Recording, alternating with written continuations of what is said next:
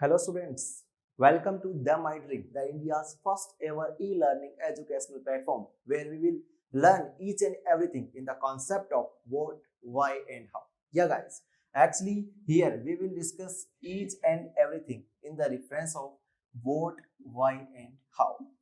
Okay, here our each and every faculty will teach you each and everything in the reference of what, why, and how means what is the topic, why we are studying that topic, and how it is connected with our daily-to-day life scenario. Okay, so guys, today we will discuss about our class 12th mathematics chapter, that is integration. Okay, so here again, as per the theme of the my dream, we will discuss the integration in reference of what, why, and how means what is integration, why we are studying integration, and how it is connected with our daily to daily life scenario. So guys, first of all I will tell you what is integration. Okay, so first our reference is what is integration. Okay, integration is just the summing up of the parts. Integration is just a summing up of the parts to get a whole. Summing up of the parts to get a whole. For an example, I will let you know. For an example, I will say, suppose that this is a particular area. Okay, and if you are knowing this particular part, suppose that P1, this particular part, P2, this particular part, P3, and if you have to find the whole, then you have to add P1, P2, P3. Then in what way you will evaluate these particular parts and how you will get the whole. So in that scenario, we will find the integration. Okay. So first, what is the integration? Integration is just a summation of any series, or we can say that integration is just a summing up of the parts to get a whole. Okay, this is the particular integration. Now my second point is that why we are studying integration. Yeah, actually guys, in the physics, in the mathematics, you have seen most of the places you are using the integration. Like if I will talk about the physics, then 70% of the derivation that you are using in the physics now, you are using the integration.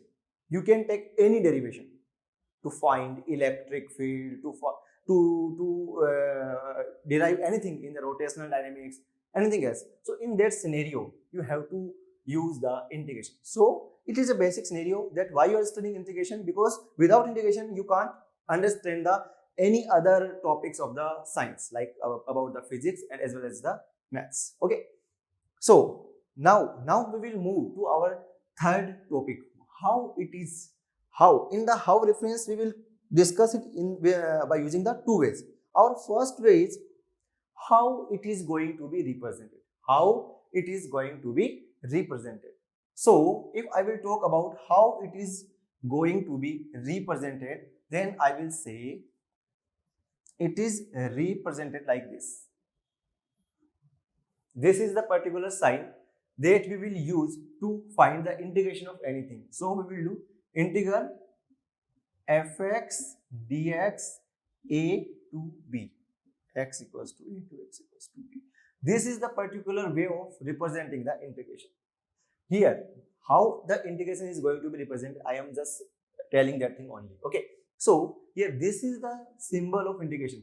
The symbol in the mathematics where we will find this symbol, then it means you will understand that you have to do the integration. Okay, this is what is this function. This is a particular function fx. So this is known as the integrand. Integrand means you have to find the integrand or integration of this particular function. Now, if this is a particular function, then you have already studied inside the relation in function chapter that if particular function is varying with respect to a particular variable, here what is that variable? That variable is x. So that's why we can say that a particular function that we are using here is varying with respect to x. So here we will do the integration of this function with respect to a particular variable. So that's why we are using dx here. Again I will repeat. First I will say this is a particular function of x. So we have to find the integration of this particular function fx. That's why we have written it here, and it is also known as the integrand, of which you have to find the integral. Okay, and you have using the dx here means you have to integrate this particular function with respect to what? With respect to variable x. Okay, if you will use here dy, then it means you are integrating with respect to y. Now again here you will put the limit x equals to a and x equals to b. What is the meaning of this? X equals to a, here we are integrating with respect to what? We are integrating with respect to x. So we will put the limit of x here so that we can find it within a particular limit. I will explain you it in detail in the next class, where I will tell you that types of integration, definite integral and indefinite integral. Basically it is a type of the definite integral, and I will tell you that definite integral is used to basically find the area of a particular function. Okay, so this is how it is going to be represented, how the integration is going to be represented. Now next point is how it is going to be connected with our daily to daily life scenario. So guys, I will tell you, basically integration is used to find the area of uniform as well as non-uniform surfaces. Again I will repeat, integration is used to find the area uniform as well as non-uniform surfaces. Basically if you have to find the area of rectangle, basically you can say length into breadth. If you have to find the area of the circle, you can say pi r square, where r is the radius. But guys, suppose that you have to find the area of a particular surface like this. How you will find? So in that scenario, you will use the concept of integration. Okay. So basically here I will conclude my session in the three ways again. First, what is integration? Integration is just to summing up the parts to getting a whole.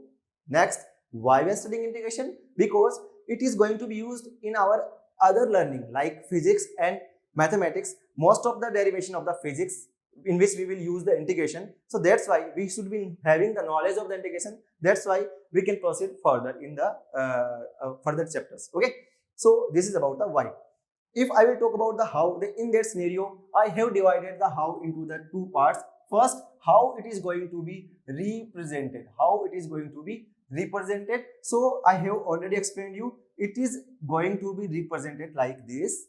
Integral fx dx x equals to a to x equals to b. So this is the way of particular representation of the integration.